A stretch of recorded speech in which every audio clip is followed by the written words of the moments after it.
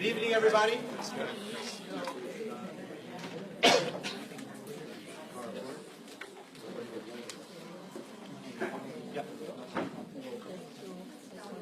Good evening, everybody. I'd like to begin tonight by thanking our hosts, Torch, for the beautiful center here. I want to thank you all for coming. I want to thank Rabbi Johnny and Rabbi Yaakov for helping with setting up. I also would like to thank Sebastian. Sebastian, you there? Sebastian and David for their help in taking the registrations today. Sebastian, I wanted to thank you. You and David, thank you. We're about to begin this program. We have with us tonight the great Rabbi Yaakov Marcus from Jerusalem. He flew in just before Shabbos, this past Shabbos, and arrived here in Houston this morning. Was up at 3 o'clock this morning to get on a plane so that he could be here for us, bright and energized. I actually learned with Rabbi Marcus, in Rabbi Marcus's class, about 14 years ago in the rabbinic training program in Jerusalem, and learned a lot of wonderful teaching techniques and other incredible things. So without any further ado, Rabbi Yaakov Marcus. Just one other announcement. If you do have a cell phone, please turn off your ringers so that it doesn't interrupt the other participants. Additionally, if you are a young professional and are here for the 777 program, great, you're in the right place. Right after this class, your program is going to continue in the classroom right over there next door, together with your dinner program. So, enjoy. So, just to get your sympathy as to what it's like to speak at this hour in the evening when my biological clock is 8 hours ahead, so it's actually, 3 or 4 in the morning for me right now. And I do a city a day. I come to the States 3 times a year. I speak mostly in college campuses. And every morning I get up at 3 and I get to the airport at 4 and I catch a 5:30 or 6 o'clock flight. So I'm constantly jet lagged. So just so that you know what it's like to be jet lagged for 12 days in a row, I'll tell you a true story. It was the second day of my trip in a previous circuit, and I was in Detroit, and I just spoken at the University of Michigan the night before, and I stagger into the Detroit airport. It's about 4 in the morning. I don't know who I am. I don't know where I am. I don't know anything. And I stagger up to the Southwest Airlines ticket counter, and this bright, cheery ticket agent says, "Good morning, sir, and where will you be going this morning?" And I looked at her and I said, "Denver." And she said, "Southwest doesn't fly to Denver, honey. Where else would you like to go?" And I said, "Where else do you go?" And she said, "Give me your passport." And I did. She types it in. She says, "Listen to me carefully. You go down there. You're going to Las Vegas today. You're going to Denver tomorrow. You take this. You walk down there. You're going to be okay." And she got me to my next city. That's a true story. So with that introduction, I have your sympathy. We're going to do a very fun topic tonight, a very interesting topic. I teach this a lot when I cross America. Excuse me. And it's really triggered by the fact that there's maybe 14 or 15 million Jews on the planet today, of which 80% plus were raised with the idea that the Torah is man-made mythology. The events in the Torah never took place. The people in the Torah never really lived. Different people wrote different stories. Somebody had edited it together. That is the majority opinion in this century of how people approach the 5 books of Moses. Now, Orthodox Jews like myself do not agree. We believe that God really did give Torah to the Jewish people on Mount Sinai. The events really did take place. The people really did live. So how do you figure that out? How do you figure out whether it's a man-made text which was edited together or it's a God-given document? And one of the fun ways to do this, and the reason why I designed this set of classes on the alphabet is, we have the only alphabet in history where every letter is really a philosophical concept. When it comes to other alphabets, the shapes of the letters dictate a sound, but they don't dictate a meaning. In other words, if I write the word cat on the board, so a C doesn't mean anything, an A doesn't mean anything, a T doesn't mean anything, and the sum total of those 3 letters teaches you nothing about the nature of a cat or what a cat philosophically represents. Torah Hebrew is the exact opposite. When God spells a word the way he does, every letter has a philosophical meaning, which means not only does the word in the Torah have a dictionary definition, but the deeper meaning of the word is the sum total of the meanings of its letters in that particular order. And that's true for every word in the Torah. When we say every word in the Torah, we include the names of people and the names of locations. It makes no difference, because that's how God designed it. So what I want you to do for the next 60 minutes is I want you to look at the alphabet as if it's made up of Lego blocks. Each Lego block has a different shape. Each Lego block has a different meaning. And what God's going to do is click these Lego blocks together to create the thing. And that's why the thing is the sum total of the meanings of its Lego blocks, what every letter means. That's why in Hebrew, the word for a word is a devar. Like, I don't know if you've ever heard the expression that somebody gave a devar Torah. So the word for a word is a devar. And the word for a thing is a devar. So the word for word and the word for thing are the same, because everything is really an expression of the Almighty's word, because that's how the Lego blocks got clicked together. That's one of the interesting dynamics of how Torah was founded. Now, this is the only text you can do this with. None of what we're going to learn tonight in terms of the letters having meanings and the shapes have meanings and the letters have a mathematical value, none of that applies to any other text. You can't do this with the New Testament, because that is man-made. You can't do this with the Quran, that's man-made. You can't do this with the Book of Mormon, that's man-made. You can only do it with the Torah. So you have to ask yourselves at some point during this class, how did people thousands of years ago, 3,300 years ago, design a language with Lego blocks of information where the words actually follow the meanings of its letters? How could they have even done that, even if they had computers? It's way beyond anything that they could have technologically come up with thousands of years ago. And that's one of the indicators we believe that the Torah is not man-made. Now, hopefully you have one of these alphabet sheets. If not, I'm going to ask the Torch people to photocopy some more. Did everyone get one with the letter? You need more here? You need more? I'm running out on my set. So if somebody could just volunteer to photocopy some more of these. The way it works is the name of the letters in the margin, if you're not familiar. It's in two sets of 3 columns. The right-hand column of each set of 3 is the way the letter is printed in a textbook. Forget that. That has no meaning whatsoever. The middle column of each set of 3 is the kosher version, meaning that's the shape of the letter when it appears on a Torah scroll or inside of a mezuzah. And then the left-hand column of each set of 3 is the mathematical value of the letter, and that was taught to us at Mount Sinai. So we're going to be using the middle column of each set of 3 and the left-hand column of each set of 3. We're going to ignore the standard printer version in the right-hand column because it is meaningless. So now, what we're going to do this evening is the first letter of the Hebrew alphabet. And then at the end, if we have a couple minutes, I'll try to give some simple Torah words that you can say, oh, I get it. I get why God spells those words the way he does.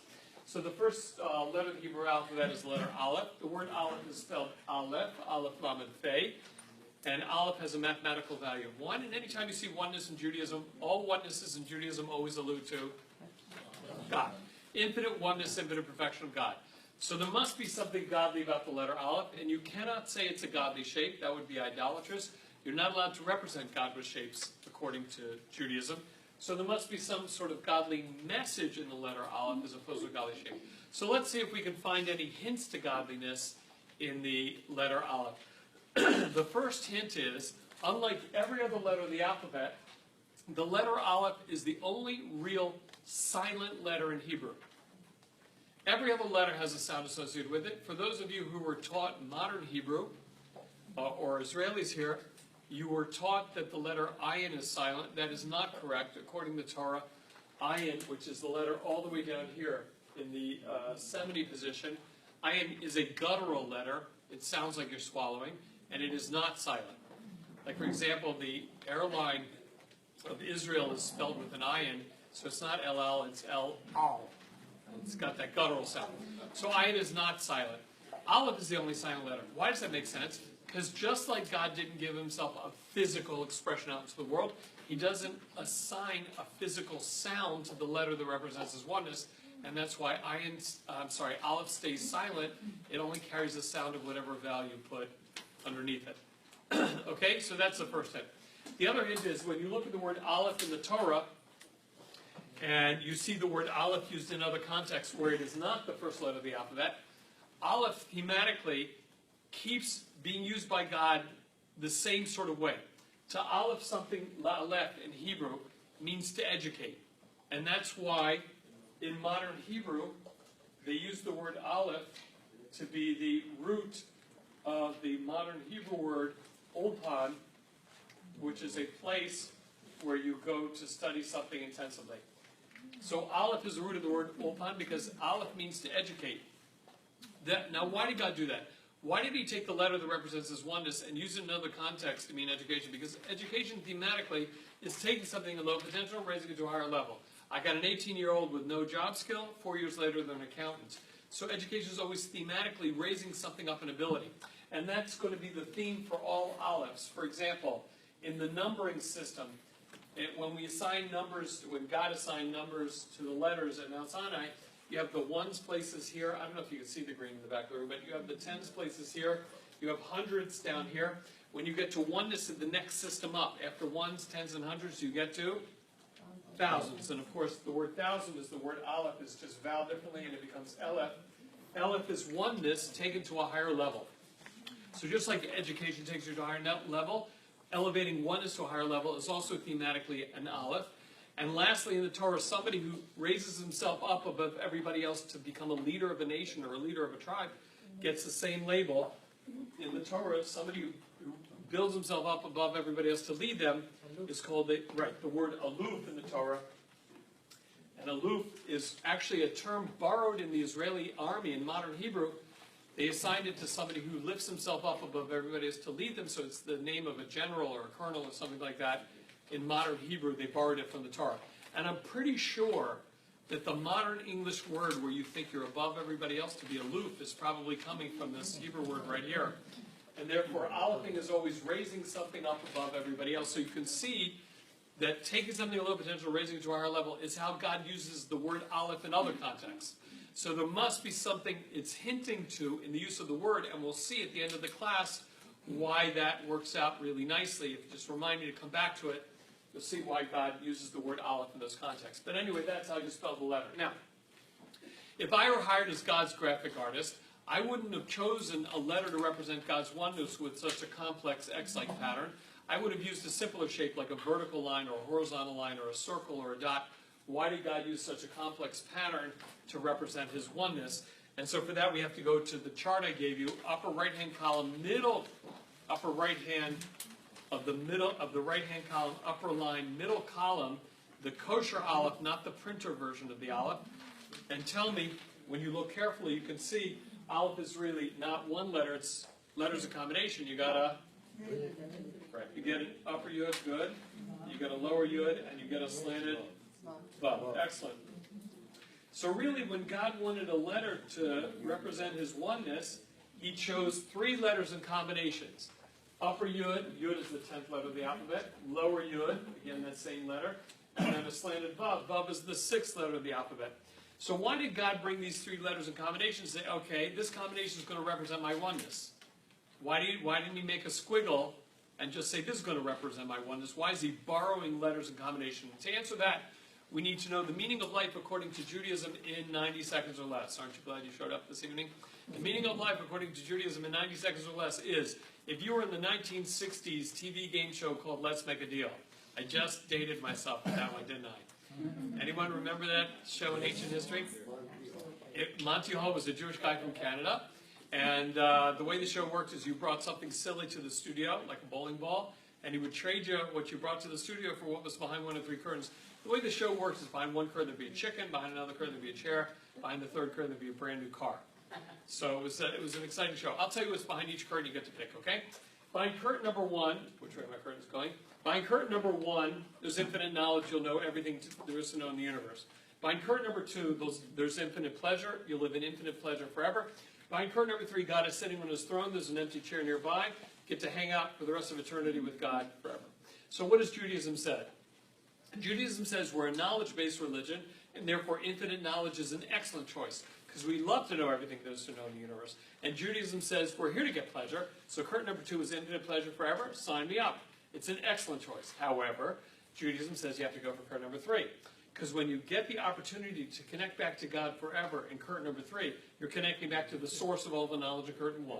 You're getting the source of the pleasure in curtain 2. You're getting the source of the curtains, the source of Monty Hall, source of game shows, source of everything. Judaism says, why go for a slice of pie when you get the pie factory? So the meaning of life, according to Judaism, is you're here to connect back to God forever. The way the Talmud puts the same idea in Pirkei Avot, Ethics of the Fathers, is the Talmud says it's a little bit more sophisticated than game shows, because I don't think they had game shows thousands of years ago. The way the Talmud says it is, you are a soul. We call your soul a neshama. You have a body alone. The body you see in a mirror is not the essential you. You were supposed to learn that in high school. In high school biology, they were supposed to teach you that the cells of your body are constantly replacing themselves. You don't have the same cells you had a few years ago. As a matter of fact, different cell systems replace at different rates. And the fastest replacing cell system in your body is your? Nope. Red blood cells. Your red blood cells only last 90 days. Skin cells are longer, whatever. Different cell systems at different rates. So therefore, what you see in the mirror, the proteins and amino acids of the cells of your body coming from the proteins and amino acids of the food you ate. This is the hamburgers and french fries you've been eating. So you can't say that's you. That's ridiculous. It's not you. So Judaism says, yeah, because your sense of self is spiritual. Your sense of self is coming from your soul. Listen, when you were born, you were this big. By the time you hit your teens, you're this big. You're at least 4 or 5 bodies later. So therefore, we say the essence of who you are is spiritual, your soul. You get a body alone. The combination is good for 80, 90, 100 years, who knows how long. And good, by definition, are going to be those decisions you make which connect you back to God. And evil, by definition, are those decisions you make which distance you from God. Now listen, it's very important for the rest of the class to remember that the definition of good, which is connection back to God, and the definition of evil, which is distance from God, have nothing to do with what you like. Good is that which connects you to God even if you hate it. Evil is that which distances you from God even if you love it. Clear? Okay, let's play make pretend. What if you could go back in time pre-creation? What if you could go back in time pre-Big Bang, pre-time, matter, space, and energy, pre-universe, pre-reality, pre-everything? If you could go back before there was anything, what would you find according to Judaism? Tohu vohu. Before Tohu Vohu. Infinite oneness, infinite perfection of God. Nothing else. Why? Because he hasn't done anything else yet. So therefore, pre-day 1 of creation, there is God, because God always is. There's no time by God. God just is. As a matter of fact, according to Judaism, God is the only thing that is. Meaning, God is and everything else isn't. Everything else isn't God. Everything else is what God wants. So if God is and everything else isn't, if you and I live in a universe of isn't, it's only because the is wants the isn't to exist, because isn't has no existence. Do you follow that? No. One more time? Yeah. According to Judaism, God is the only thing that is, meaning God is the only thing whose existence isn't coming from anything. God exists because God exists, but nothing else can say that. Everything else has to have a source.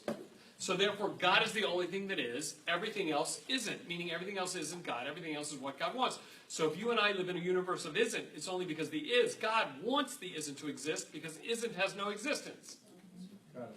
Okay? You follow? I was once on a college campus, and a girl raised her hand and said, I don't get it. What was there before God?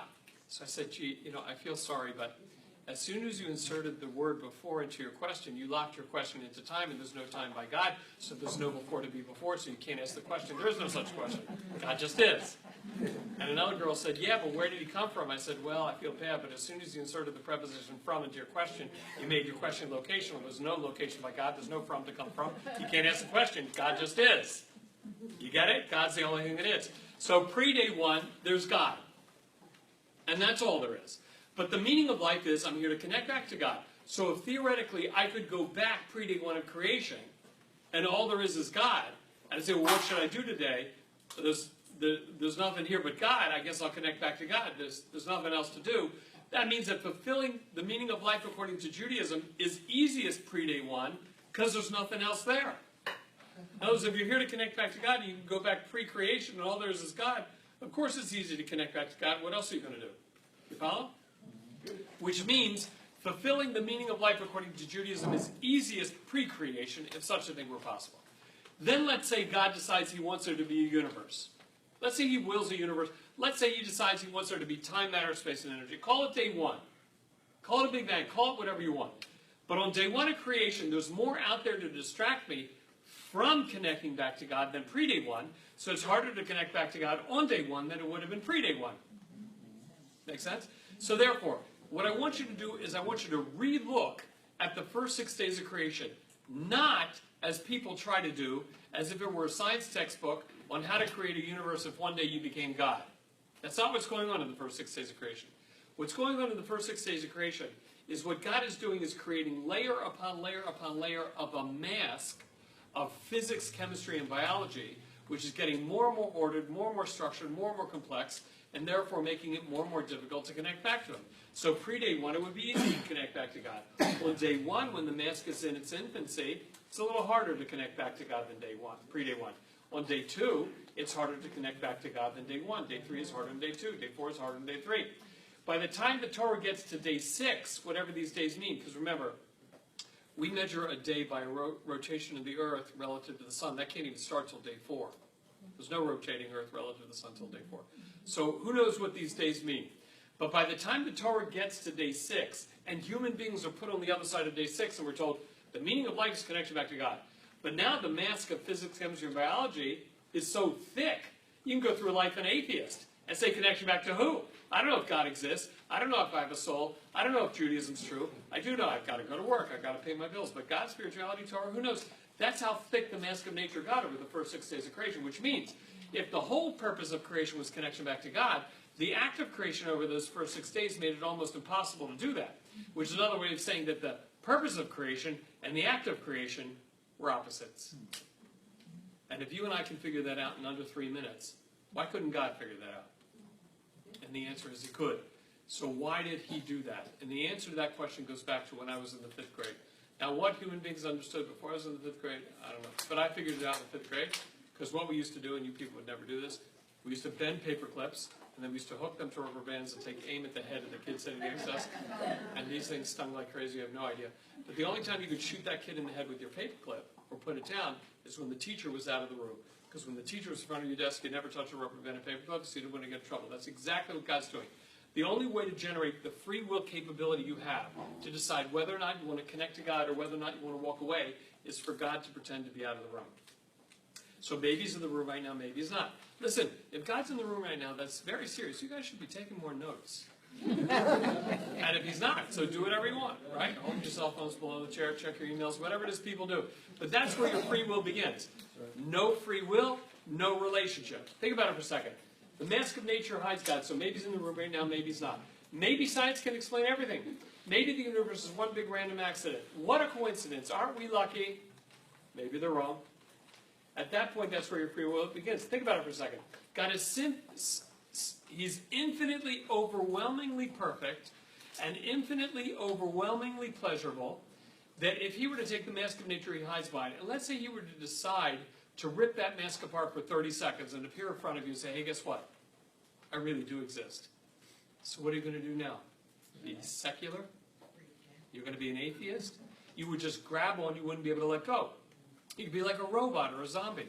God doesn't want a nation of robots. So He keeps His oneness hidden behind the mask of nature, physics, chemistry, and biology. Your job is to say, listen, God, I know you're up there. The mask doesn't fool me. I want a relationship. But free will requires you to be able to say, theoretically, oh, come on. There's no such thing as God. Religion's a bunch of superstition made up by primitive people to explain things that scare them. I don't believe in any of this. I'm an atheist. I'm out of here. That's called free will. No free will, no relationship. I teach at a college of Jewish studies for women in Israel called Neve Yerushalayim. Very good school.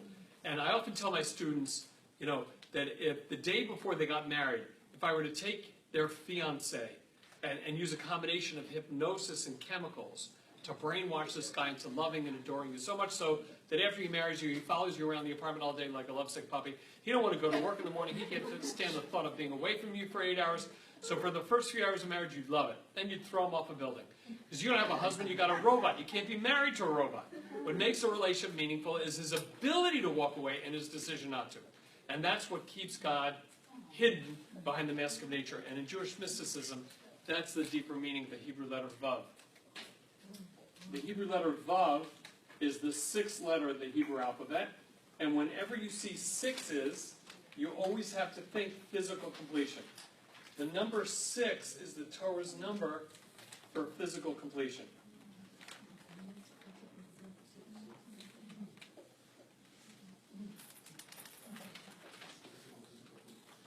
Physical completion. Okay, I'll give you an example. Any three-dimensional object, any three-dimensional object, like this battery pack here, right, always has 6, and if it's a part of the mask of nature, it always has 6 expressions, right? It's got an up and a down, that's 2, and an east, west, north, and south, that's 6. In other words, sixness describes the thickening of the mass three-dimensionally to the stage where maybe God exists, maybe doesn't. In other words, think about it for a second. If God's outside of time, he doesn't need 6 days to do anything. That's a joke. He could have done everything in the first instant of the first day. So why is he spreading creation out over 6 of these things? He's trying to teach you that the mask achieves a certain three-dimensionality so that maybe exists, maybe doesn't, and that's what's going to help generate our free will. And therefore, we're going to call Vav the mask of nature which hides God.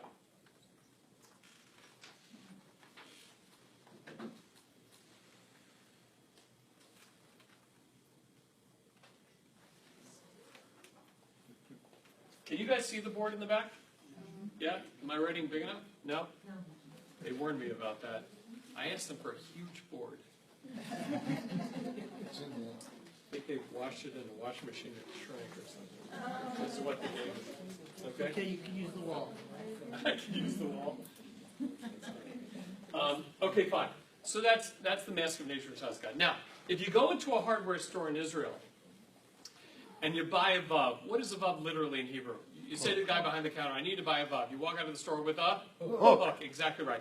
And that's why in Hebrew, coats are held up on coat vavs. If you look in the Torah, you'll see that the curtains of the tabernacle were held up on vavs.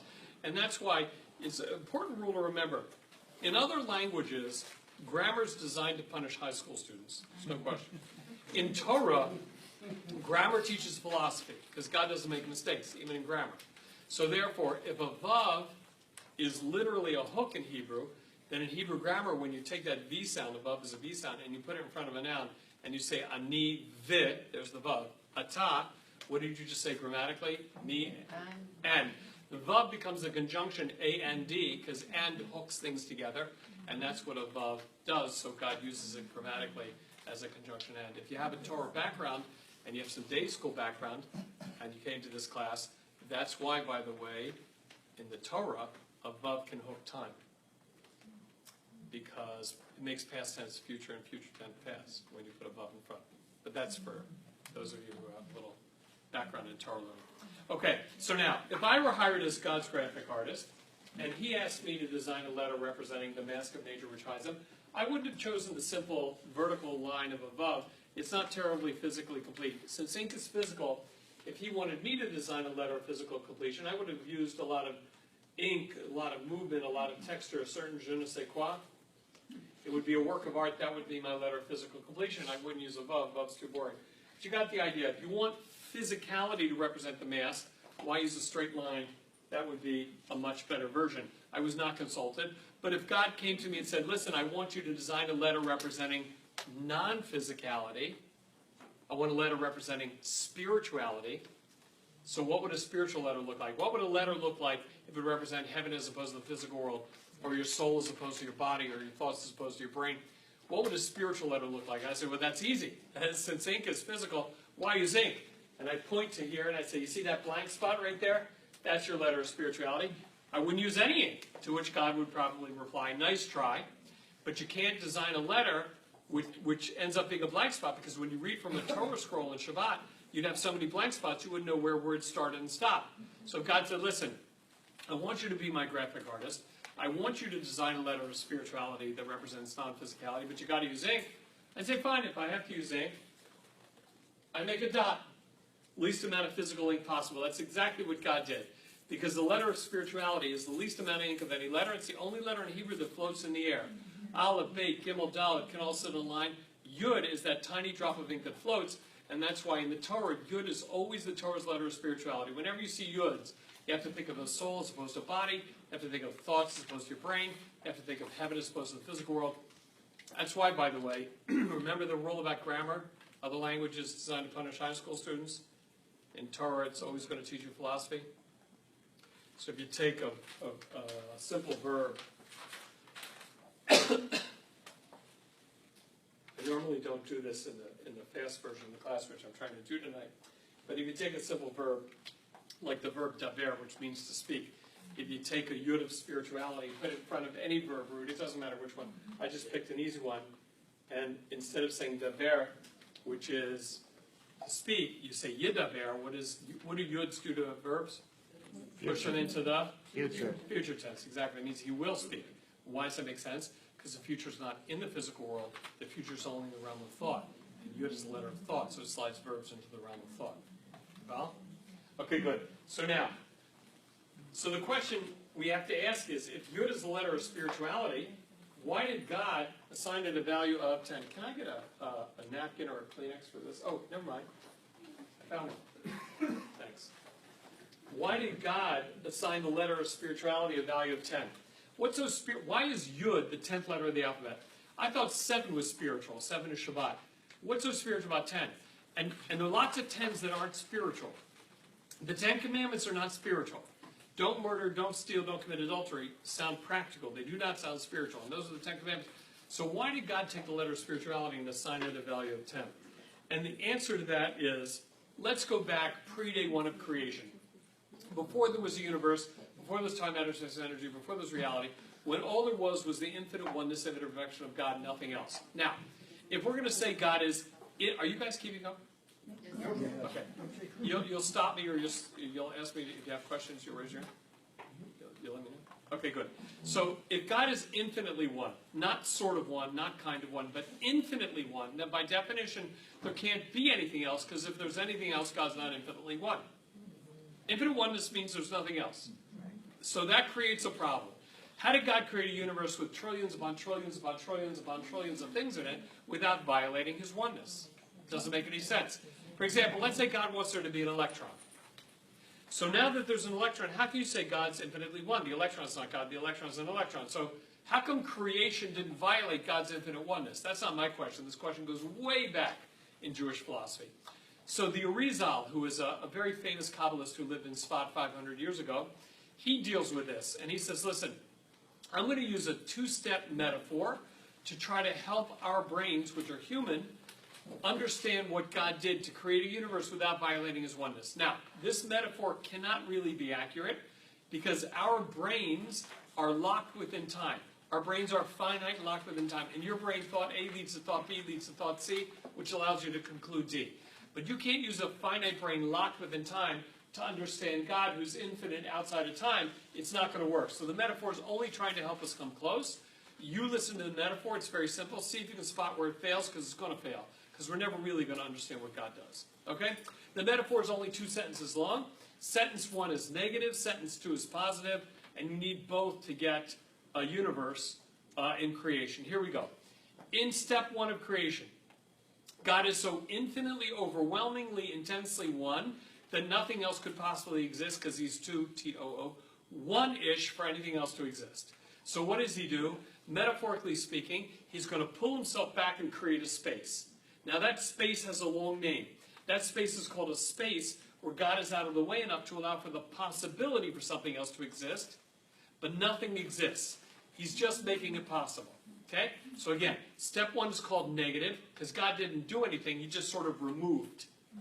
And he created the possibility for something else to exist. That was step 1.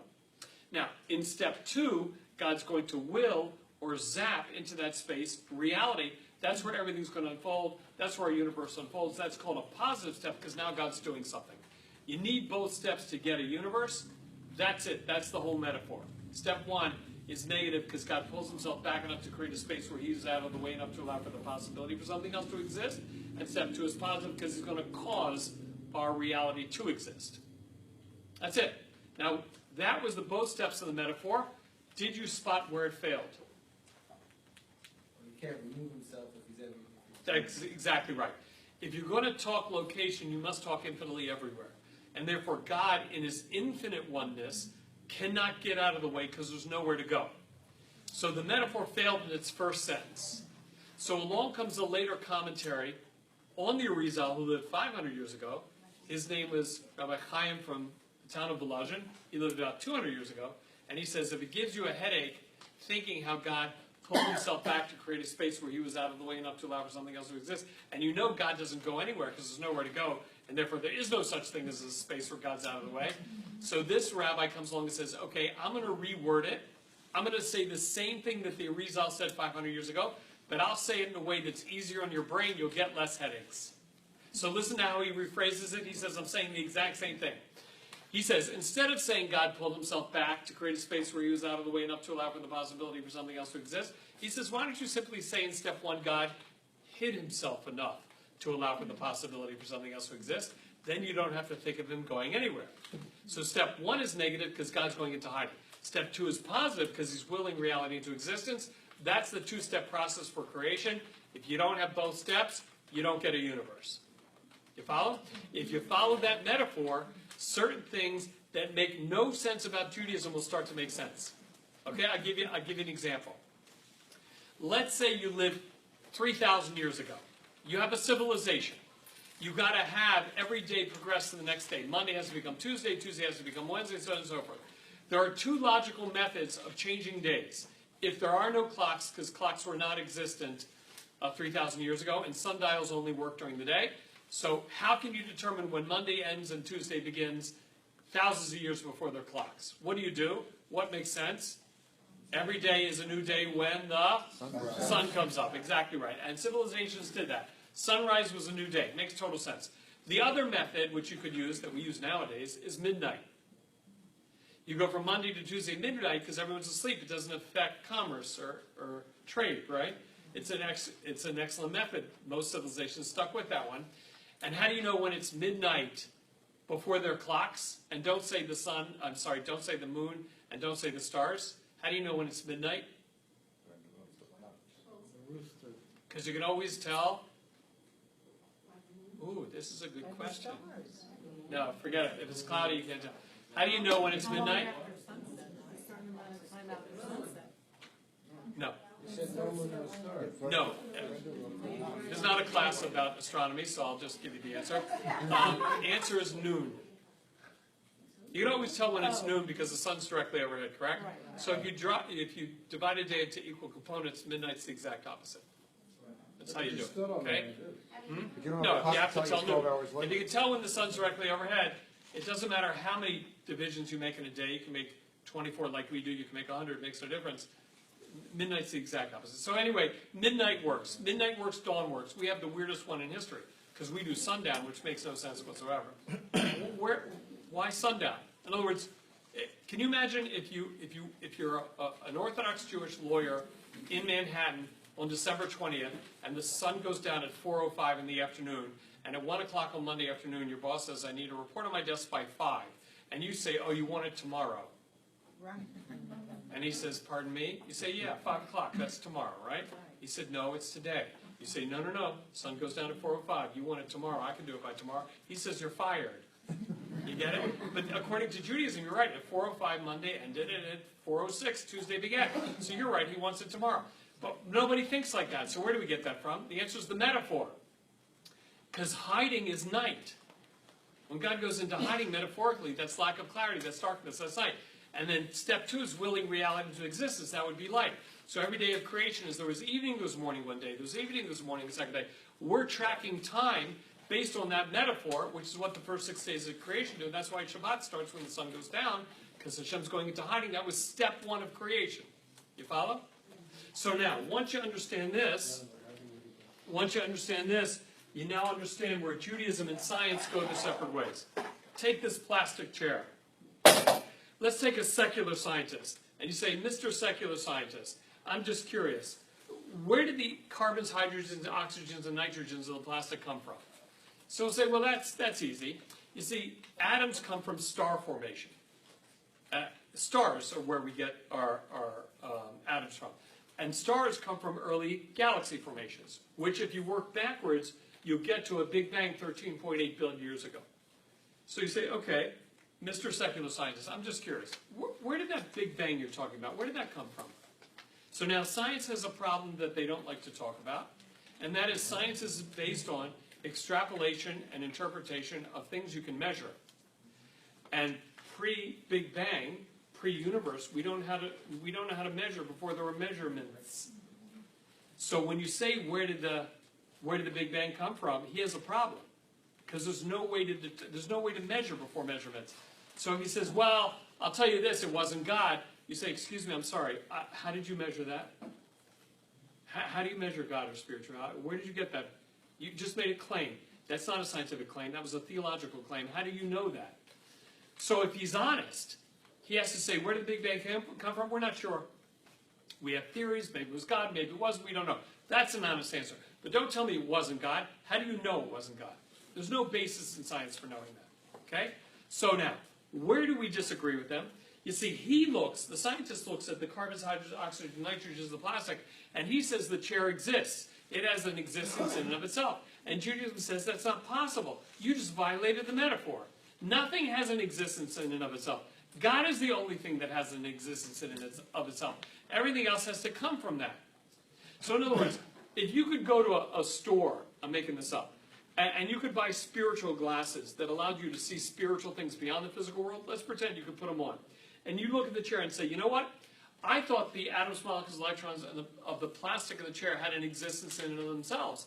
But now that I put on my spiritual glasses and I take another look, I see that every atom, molecule, and electron and all their subatomic particles are constantly beamed into existence by an infinitely one, infinitely perfect source up there. But without the glasses, you can't see the beams. You see, according to Judaism, the chair has to be coming from something. God's the only thing that doesn't come from anything. The chair has to be coming from something. You know what it's like? It's like when you go to the movies and you watch an actor walk across the screen. And you say, come on, there's no one walking across the screen. That's ridiculous. The screen's a white piece of material. There's a projector in the back of the room. And in the studio, they took pictures of the actor. And in each frame of the film, his leg is in a slightly different position. And what the camera's going to do, the projector's going to fire each frame of the picture at the screen at a rate of 24 frames a second. Now, 24 frames a second is so fast, your retina can't refresh its image at a rate of 24 frames a second. It's too fast for your retina, so your eye is fooled into seeing a fluid motion. But if our eyes were faster, we'd see there's no fluid motion on the screen. It's really hundreds of single images. Now, according to Judaism, that's reality. The reason why you and I see a constant image of each other is because we're being recreated so fast, so many times per instant, we look like we're constantly here. That's true for you, it's true for me, it's true for the chair, it's true for the rest of the universe. According to Judaism, creation is not 13.8 billion years ago. According to Judaism, creation is every single instant. Any instant God doesn't hide himself enough to allow for the possibility for something else to exist, nothing exists. Any instant he's not the source of that existence, it cannot exist. That's what the metaphor teaches us. That's where we disagree from science. So let me put it on a graph for you, because I think it's easier to see if you can watch it visually. Let's just chart this difference between us and science, okay? We're going to pretend God's up, even though God is everywhere. And heaven, according to Judaism, has lots of levels. Each level is subdivided, and those are subdivided, and those are subdivided. So you're going to get thousands and thousands of levels up here in the spiritual realm. And let's call this bottom level the spiritual realm. Let's call this the bottom of heaven. So from here down would be our universe with its billions of galaxies. Each galaxy has billions of stars. And let's put a human being down here on the planet Earth. And no, it is not to scale. So now, let's say God's will looks like red ink. I need to use a different color. So up here, it's so infinitely, overwhelmingly, intensely one. Let's call this so godly one-ish, we'll call it a billion, trillion, gazillion watts of infinite oneness, infinite perfection. So it's infinitely, overwhelmingly one, nothing else could possibly exist. Now, when God wills all these thousands and thousands of levels of the spiritual realm into existence, he causes all these levels to function like filters. So pretend God creates thousands of levels of sunglasses in the spiritual realm. So when he sends his will down through the spiritual realm, it goes from 100 billion, trillion, gazillion watts of infinite oneness, infinite perfection, down to 100 billion watts of infinite oneness, infinite perfection, down to 1 billion watts, down to 100 million watts, down to 1 million watts, down to 100,000 watts, down to 1,000 watts. By the time God's will crosses the lowest level of the spiritual realm, he's filtered it down to, let's make up a number. Let's call it 1 watts of infinite oneness, infinite perfection, and it can look like that chair. And that's why, even though every atom, molecule, and electron of this chair, every subatomic particle is constantly coming from an infinitely one, infinitely perfect source, you'd never know it. Because the chair doesn't glow, and the chair doesn't sparkle, and the chair doesn't look godly. The chair looks like Walmart. And in a world of Walmart, maybe God exists, maybe he doesn't. You see, God doesn't want you to look at chairs and be forced to realize there's a God up there. He doesn't want the chair to speak obvious. It would be like, oh my gosh, the chair is so spiritual. Somebody throw a blanket on it. It's making me too religious. Will you get it out of the room? That's not how God wants you to realize he's up there. So he hides all that oneness coming down into a world where you can't find oneness. So therefore, if you've got that godliness starting infinitely one, but by the time it gets down here, it's so filtered down, you can create the illusion of diversity. So chairs don't look like trees, and trees don't look like rocks, rocks don't look like light bulbs don't look like dogs, dogs don't look like water don't look like grass, and all of a sudden you look around, and you can't find oneness. Nothing looks the same. It's coming from an infinitely one source. You never know it. God says it's exactly right. That's how I maintain your free will. Because I don't want you to look around the world and see how everything's the same, because it'll force you into monotheism. I don't want to force you into monotheism. I want you to get there on your own. So let's go back and put this in the alphabet. Meaning of life according to Judaism is good as that which connects me back to God. So in letters, it would be like, I'm here to make free will decisions which connect me back to the Aleph. The Aleph represents God's oneness. What does God say in response? He says, I'm sorry, I can't let you do it. I can't let you connect directly back to me. I'm so infinitely perfect, infinitely pleasurable, you'd wouldn't be able to let go. So what does God do? He hides that oneness behind a spectrum of diversity where you can't find oneness. He hides his oneness behind a spectrum of diversity where you can't find oneness. So you can't get your spirituality by connecting directly back to God because you could never handle it. Where's the next place up here you can find one of anything? Good. Right there. That's what 10 is. 10 is unity behind diversity. That's what they try to teach you in your second grade math book. They try to teach you that 1 through 9 were all natural numbers. So your second grade math book used to use pictures of sticks or pictures of pencils. Then they try to teach you that 10's not a natural number. 10's a cognitive number. It's a concept. So they used to bundle the sticks or bundle the pencils to teach you what a set looks like. So 10 represents unity behind the diversity, and that's where you get your spirituality from. You don't get your spirituality by connecting directly to God. You'd never be able to disconnect. So you got to look at all the diversity and find the unity behind it. That answers the question we had about 15 minutes ago. Why did God take the letter spirituality and assign the value of 10? Because that's where you get your spirituality. You're looking at God's oneness, dividing into a spectrum to hide himself. And that's why there may have been 6 days of creation where God thickened the mass to give you free will. Maybe exists, maybe doesn't. But if you count up the statements of creation during those first 6 days, let there be this, let there be this, let there be this, let there be this, you'll see there, during those 6 days, there were 10 statements of creation. Each one thickened the mask and hid God behind thicker upon thicker layers to give you free will. So during those first 6 days, God hid himself behind 10 layers of a mask. Now what happened later in history is Moses goes to Pharaoh and says, you know, if you don't let the Jewish people go, the same God who hid himself behind 10 layers of a mask in creation to give you free will, maybe exists, maybe doesn't, he's going to start peeling those layers backwards, and then you'll be left with nothing, and then you're going to lose. And Pharaoh said to Moses, I don't think there's a God up there that can do that. And Moses said, well, then you're going to lose. And that's exactly what happens, because if you take the 10 statements of creation and you line them up against the 10 plagues in Egypt, you have to line them up backwards, because the statements of creation thicken the mask, but the plagues in Egypt pull that mask apart. What are it? 10, 9, 8, 7, 6, 5. Oops. 4, 3, 2, 1. And the easy, I can't do a class on it for you tonight because I have to finish in the next 10 minutes, but the easiest example of that is the second statement of creation was called let there be light, which corresponds to the 9th plague, which is the plague of darkness, right? So God's putting the mask in versus pulling it out. All 10s in Judaism always line up. 10 commandments, 10 plagues in Egypt, 10 statements of creation. Sometimes they have to line up in reverse order, but they always line up because they all represent God's oneness, dividing into a spectrum of 10 to hide himself. And therefore, what you're doing is taking that spectrum and looking for the unity behind it. That's why, how many mitzvahs are there in the Torah? 600 and? So why did they distill down to 10 commandments? The answer is that's where the unity is. That's where the oneness is. It's always that bundle of 10, that's that spectrum being divided up. That's where you look for your spirituality. That's why you it as a value of 10. Just very quickly, that's why in a human being, your head always represents your thoughts and your arms always represent your actions, metaphorically. When it says God took us out of Egypt with an outstretched arm, we don't look for freckles because God doesn't have an arm. It means he's taking an idea and bringing it out into the world of action. So if I have oneness of thought right now, you can't read my mind because you can't figure out what I'm thinking, what my intention is. But you can look at my actions and work backwards to figure out what my intention must have been, right? My actions can reveal my oneness of thought. So for example, if I stop the class and I start drinking water like crazy, you could say, oh, he didn't tell us, but he must have been so thirsty he couldn't finish the class. So the action always reveals the intention. So just like God went from oneness of intention and hid himself behind an action spectrum of 10 to give you free will, he built human beings where your oneness of thought ends in an action spectrum of 10. We're base 10 because we're mimicking what God did during the first 6 days when he hid himself. That's why we have 10 digits. Okay? So therefore, now we have enough information to go back and answer the question we had before. Why did God use such a complex pattern to label the letter Aleph? By the way, you remember that sentence I told you? God is, everything else isn't.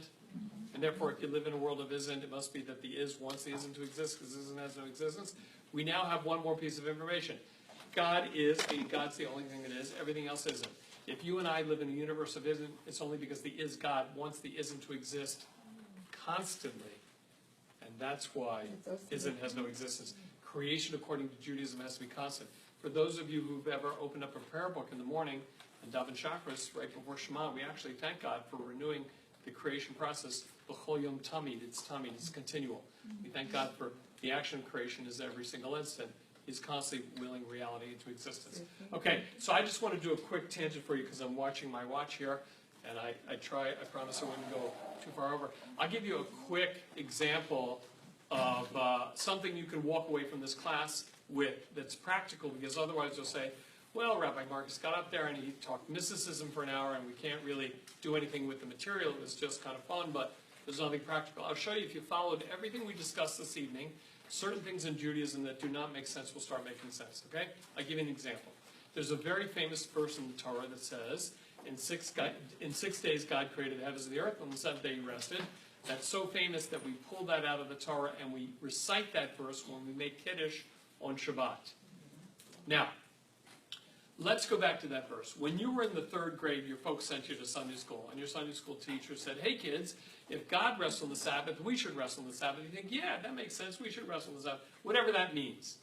But now you come back to that verse as an adult, you think, one second. What do you mean God rests on the Sabbath? I'm a human being, I work hard all week. I could use the weekend to unwind because it's a response to the stress of the week.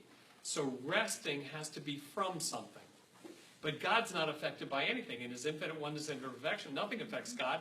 And therefore, if you're God, there's nothing to rest from, so you don't rest. People rest. God doesn't rest. Problem number 1 with the verse. Problem number 2 is, if what we said is true, and God is the source of reality constantly, creation's not 13.8 billion years ago, creation's every single instant. If God were to rest, we would disappear. Imagine if God rests on the Sabbath, you light Shabbat candles, God would rest, you disappear. Saturday night you reappear when you stop resting. You'd be traumatized. You go into therapy all week, trying to prepare yourself for next Friday when you lit Shabbos candles and disappeared again. It would be terrible. So that's the second problem with the verse. Number 1, people rest, God doesn't. Number 2 is if you rest, everything's gone. So the verse must be true if it's in the Torah. The problem is we never left our 3rd grade understanding of the verse. Let's put today's class into the verse and let's see if we can make the verse work, okay? The verse has got to be right. So it says, in 6 days God created the heavens and the earth, the 7th day he rested. Now, based on what we learned together this evening, what is he resting from? He spent 6 days doing what? Creation. Exactly, but creating what? Everything. Creating a mask of nature, right? Remember? He wanted to give you free will? Maybe exists, maybe doesn't. Okay, good. Let's put it in the verse. In 6 days God created the mask of nature, and 7 days resting. Fine. But what was the purpose of the mask of nature? The purpose of the mask of nature was to hide. So maybe he's in the room right now, maybe he's not, right? That's where your free will comes from. Remember that? It's only as thick as it needs to be to give you free will. Good. So let's put that back in the verse. In 6 days, God created the mask of nature to hide himself. On the 7th day, he's resting from hiding. That's what Shabbat is. Do you Follow? Because God wants a relationship. So he creates a mask just thick enough so maybe it exists, maybe it doesn't, to give you free will, and says, yeah, but I'm going to cheat. At the end of every week, for 24 hours, I'm going to rest from thickening the mask, which means the Almighty allows that mask to thin a little bit. He rests from thickening it, which means if you and I are acting like it's Tuesday, and we're going to work, we're going shopping, whatever it is we're doing, just like a weekday, in effect, we're thickening the mask and blocking our ability to connect back from God, while God's up there for 24 hours thinning it to make it easier for you to connect to him. And he's saying, hey, what are you doing that for? You're acting like it's Monday. You're ruining the whole effect. Right? So for 24 hours, we refrain from mask thickening types of creative work. God refrains from thickening the mask. And the net mask your soul has to cross is much thinner on Shabbat than it is on Sunday, Monday, Tuesday, Wednesday, Thursday. You know, I can't tell you how many people I teach during the year when I speak with college campuses who have no clue what it means to rest on Shabbat. I'll give you an example. Big misconception. Let's take somebody on Shabbat who has a sofa that weighs 250 pounds in their basement. By themselves, they put it on the back, schlep it up 3 flights of stairs to their 3rd floor, just to see what the couch looks like up there. Says, nah, it's a mistake. They put it back on the back, schleps it down 3 flights of stairs back to the basement on Shabbat. After Shabbat, they go to the hospital.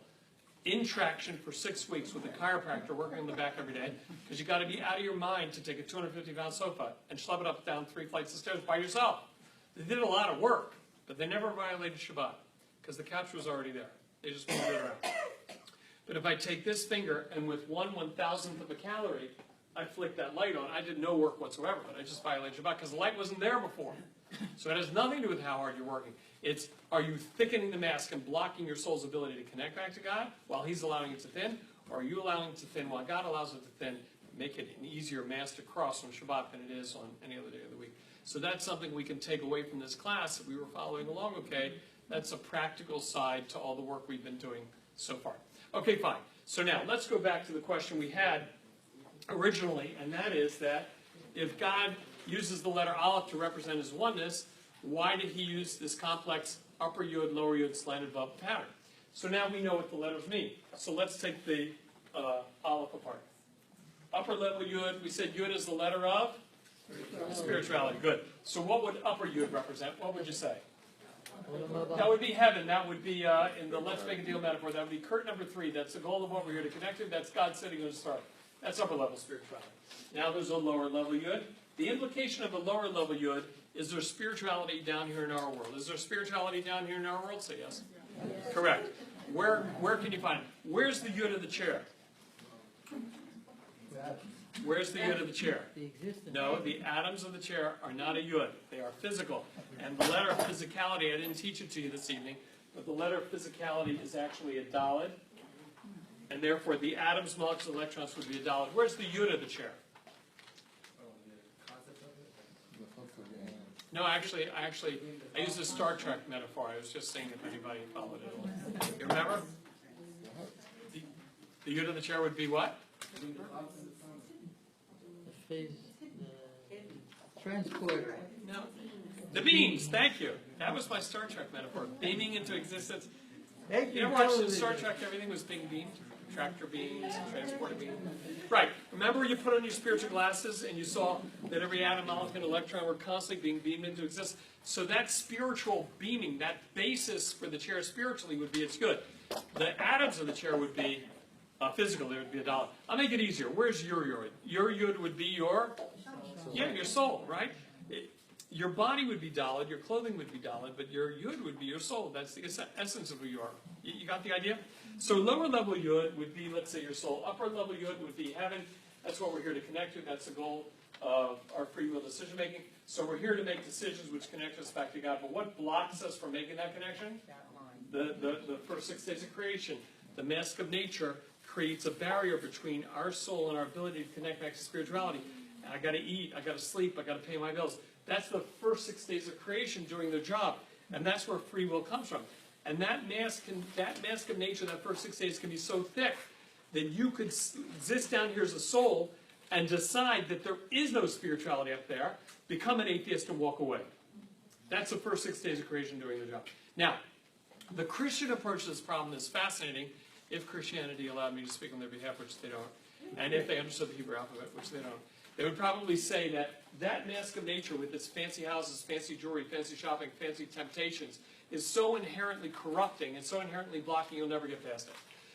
So there are branches of Christianity which teach high-level spiritual connection has to be to negate the temptations of that vav, and therefore what they try to do is squeeze it down as small as possible to get past it. For example, in high-level Catholicism, so they say to men, don't get married, sexuality is way too distracting, marry God, go to a monastery, forget about fancy outfits, wear a simple brown robe, sleep in a simple bed, eat simple meals all day, and forget about that mask of nature with its BMWs and Porsches and Corvettes and Rolex watches, and squeeze it down real small, and it's much easier to get past. Same for a woman, don't marry a man, sexuality is way too distracting, marry God, go to a convent, forget fancy outfits, wear a simple black robe, sleep in a simple bed, do acts of kindness, meditate, pray all day.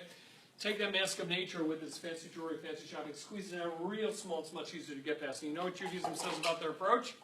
They're right. You don't have to be a Torah genius to realize that if all you do all day is meditate, pray, and try to connect to God, of course you're going to be more spiritual. You don't go to shopping centers with me? Of course you're going to be more spiritual. We say they're right, but you're not supposed to do it because they're making a mistake. And the mistake they're making is they're taking that mask of nature that hides God. They're saying, listen, it's so inherently blocked and so inherently corrupting, you'll never get past it. We say, whoa, time out. That's not fair. God made that mask. It's not negative. It's a mask. If you have enough Torah to understand how to use the mask properly, you don't have to be scared of it. I'll give you an example. In a monastery, you don't need a car. But there's nothing wrong with a car is a part of the mask of nature. I'm not scared of a car. A car is an amazing thing. I could pay $30,000 for a Toyota, and that's a part of the mask of nature, which I God, but I can use it to take food to the poor, visit the sick, take my kids to school, go honor my parents. I mean, there's fabulous things I can do with a car. So what do I have to be scared of a car for?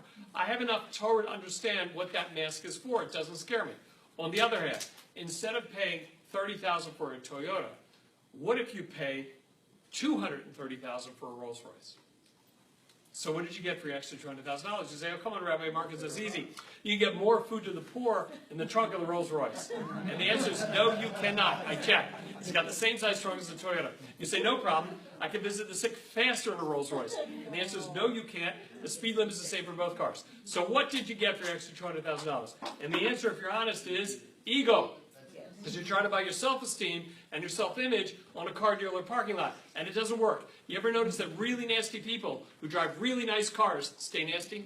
It doesn't work. It can't help you. It was never designed to do that because you don't understand what a car is for. The mask of nature doesn't scare us. We have enough Torah. As a matter of fact, that same mask of nature that they feel is too corrupting and blocking, and therefore you'll never get past it, so they run for the monastery or whatever, we say, hey, not so fast. God made that mask. As a matter of fact, that's that vav, that's that first 6 days of creation. The vav has another definition. Go into a hardware store in Israel and buy a vav. Vav literally is a hook. It's exactly what God wants you to use to hook yourself to Him. And that's why you use the car to make the world a better place. Use a house to have guests on Shabbat. Use a vacation to be a more patient parent or more patient spouse. God says the same mask I hide behind is exactly what I want to use to hook yourself to me. And that's why you can't go to a monastery. Because that's the meaning of the letter Aleph. It's the shake of the Aleph is the meaning of life. You're a soul. You're here to connect back to spirituality. When used properly, the mask blocks you. When used properly, the exact same mask hooks you to God. Okay, that's the letter Aleph in a nutshell. Now, what I want to do with you real quick is I want to do some math before I run out of time. And don't look at your watches. I haven't run out of time yet. The name of God that we use in the Torah to describe the infinite oneness, the infinite perfection of God is the name that's spelled with a Yud, a Hey, a Vav, and a Hey. Now, I had to put dashes on the board so I can erase the board at the end of class because this is one of these names we do not erase, so I wrote it as 4 separate letters. You mentally take the dashes out. We do not pronounce this name as spelled. Only priests in the temple, when the temple is standing, pronounce it correctly. We scan this name with our eyes. We actually say a lower level name of God instead to hide that higher level name of God. So when we scan this name, we say the name Adonai instead of that Yud and Hey and Vav and Hey name. Now, this name of God has a very famous mathematical value. It represents God beyond time, matter, space, and energy, beyond the universe. Yud is 10, Hey is 5, Vav is the 6th letter of the alphabet, Hey is 5. So if you add up the Yud plus the Hey plus the Vav plus the Hey, you add up those letters, you'll get 26. You can use the chart I did up here to see that it equals 20. 26 is always the number value of that name of God beyond time, matter, space, and energy, beyond the universe, beyond the reality. And remember I told you at the start of class, Aleph was the only silent letter because God doesn't give himself a physical expression, so he didn't assign a physical sound letter representing his oneness. Remember I told you all the thematic uses of the word Aleph, We're taking something in low potential and raising it to a higher level. 1 to 1,000, education, becoming a leader. Taking something low and raising it higher up. And I said at the end of class it would make more sense. Remember that from the beginning? Okay, so let's go back to the letters that comprise the Aleph. Upper Yud is 10, lower Yud is 10, slanted above is 6. Added up, you get 26. You get the same mathematical value as this infinite oneness of the perfection name of God. And lastly, there's something called the paradox of free will. The paradox of free will is circular, so listen carefully. God hides his oneness behind a mask to give you free will. Maybe he exists, maybe he doesn't, so that you could theoretically walk away. If he brings that oneness out of hiding, and you're not prepared for it, he's so infinitely perfect, infinitely pleasurable, you would just try to grab on, you wouldn't be able to let go. You'd be like a robot. God doesn't want a nation of robots, so it forces him to keep his oneness hidden. But what if you use your free will correctly? What if you say, listen, God, I know you're up there. The mask doesn't fool me. You can bring your oneness out. It won't make any difference whatsoever. If you're clear God's there, then you can get more interaction with that oneness, because when he brings more oneness out of hiding, he won't destroy your free will because you're already using your free will correctly. It's when you're not sure he has to keep it more hidden. The more sure you are he's there, the more of a flow of oneness you get. Does that make sense? Okay, good. So that is the deeper meaning of the word Aleph. Aleph is how we spell the letter, the first letter of the alphabet. You add up the value. Aleph is the first letter of the alphabet. Lamed down here has a value of 30. And Fe down here has a value of 80. So if you add up 1 plus 30 plus 80, you'll see Aleph is all oneness. It's about taking God's oneness and creating a flow of that oneness out into the world.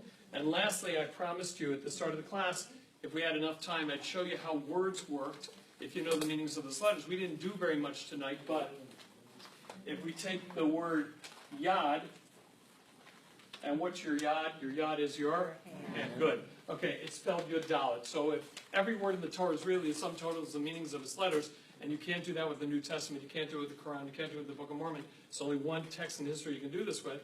What is God teaching you by spelling your hand Yud Dalet? Remember, head equals thought, right?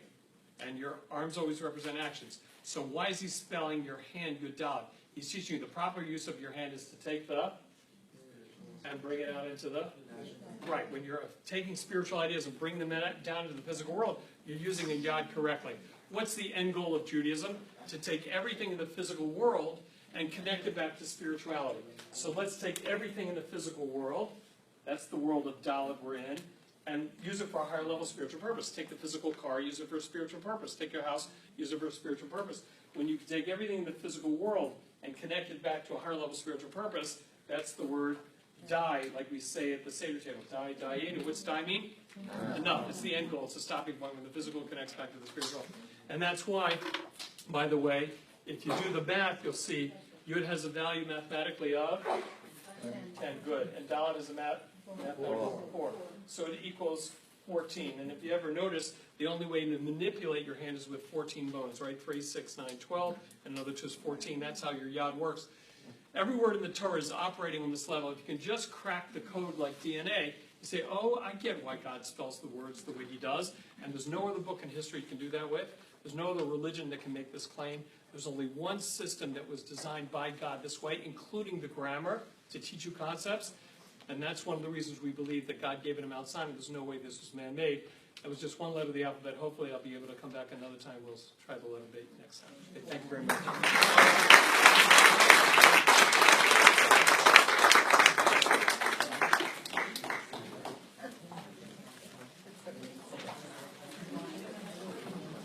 Oh, are there any questions? I'm sorry. Oh, this was the next question. Yeah. Is the reason the Torah starts with a bet instead of an aleph because God has hidden himself, so the aleph is hidden?